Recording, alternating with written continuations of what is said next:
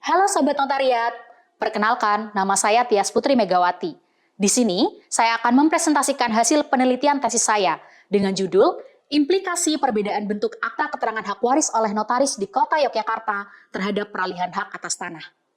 Salah satu akta autentik yang dibuat oleh notaris adalah akta mengenai keterangan hak waris, yaitu Akta Keterangan Hak Waris untuk selanjutnya disebut AKHW. Kewenangan notaris dalam membuat AKHW ada pada pasal 111 ayat 1 huruf C Permen ATR BPN nomor 16 tahun 2021.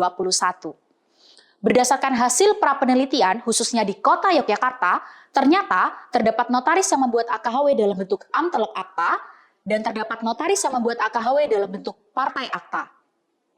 Perbedaan pandangan ini disebabkan karena ketiadaan pengaturan terkait bentuk AKHW itu sendiri.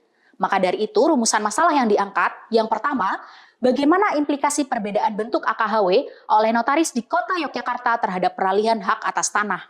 Yang kedua, bagaimana idealnya bentuk AKHW yang memberikan keadilan dan kemanfaatan bagi para pihak. Dari 15 responden yang peneliti wawancarai, terdapat 67% notaris yang membuat AKHW dalam bentuk amtelek akta, dan terdapat 33% notaris yang membuat AKHW dalam bentuk partai akta. Hasil penelitian yang pertama, pihak Kanta Kota Yogyakarta dalam meneliti berkas permohonan peralihan hak ternyata tidak melihat perbedaan kedua bentuk AKHW tersebut. Sehingga perbedaan bentuk AKHW tidak berimplikasi terhadap peralihan hak atas tanah sepanjang di dalamnya terdapat keterangan mengenai saksi. Meskipun demikian, pembuatan AKHW tetap harus memperhatikan, yang pertama, Kanta Kota Yogyakarta mewajibkan ahli waris untuk membuat surat pernyataan kepemilikan tanah yang memuat mengenai keterangan-keterangan daftar hak atas tanah yang dimiliki oleh pewaris.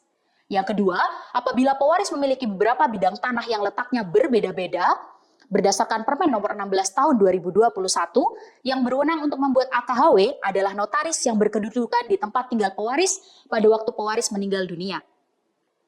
Hasil penelitian kedua, adapun kelebihan dan kekurangan dari kedua bentuk akta tersebut. Kelebihan dari partai akta, yang pertama, pertanggungjawaban terletak pada para pihak.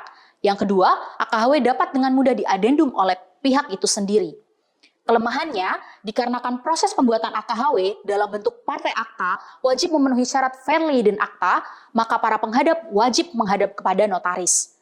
Jika ada para penghadap yang berhalangan hadir, harus membuat surat kuasa kepada ahli waris lain untuk menandatangani AKHW tersebut.